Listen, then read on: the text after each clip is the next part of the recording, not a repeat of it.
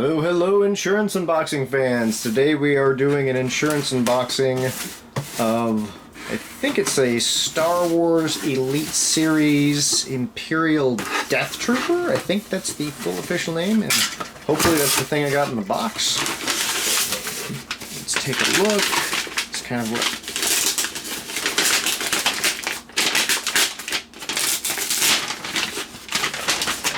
Oh, and it appears to be exactly that thing. So, Star Wars Elite Series Imperial Death Trooper.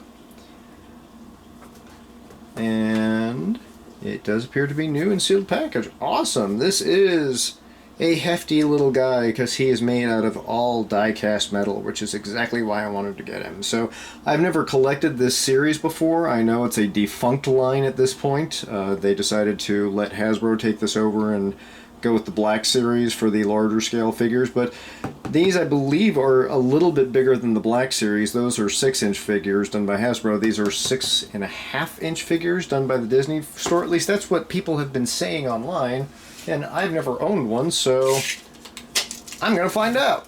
And let's take a look. Let's try and get this as near his feet as possible without opening the package, because I'm lazy. But he's close to 7 inches, and that... No, he's almost exactly 6.5. Okay, never mind. Yep, that is almost dead on 6.5 inches from stem to stern. I was curious about this line because I tend to buy more 7-inch figures. I don't really do 6-inch figures. This 6.5-inch scale is really unique in all its own, and I was hoping it would scale okay with 7-inch figures. Because otherwise, I'm never going to have any Star Wars figures in my collection unless they decide to do a whole new line of 7-inch figures, which they might at some point, who knows, but they're kind of doing so with the Black Series right now. I doubt I'm going to see a whole new line of 7-inch figures anytime soon, but I'm not a toy insider, so I can't say for sure. But I'm going to compare him to this slightly bigger than 7-inch figures Batman that I just got. This guy here, that's just for comparison. He is slightly more than 7 inches because he's got those pointy ears, and also, let's be fair, in scale the Batman is supposed to be like 6'5", so he is supposed to be abnormally tall, depending on which version. I mean, I'm sure there are versions of him that he's only supposed to be like 6'2" or whatever.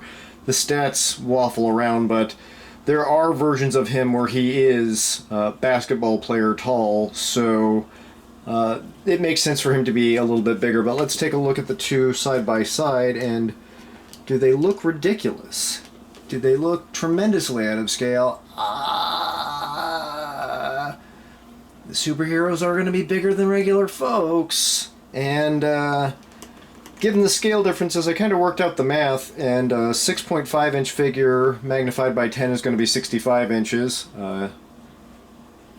7-inch figure magnified by 10 is going to be 70 inches. So, in the real world, if you blew these guys up, there'd be about 5 inches of difference between them, or at least normaler sized 7-inch figure. So, 5 inches, everybody in the Star Wars universe more or less being 5 inches shorter than people in the comic book universes that I go, I think I can live with it. I think I might start picking up some of these figures. They don't look that bad. I was expecting that 5-inch difference to look a lot bigger, but really, I think it looks kind of close enough. His feet look really small by comparison.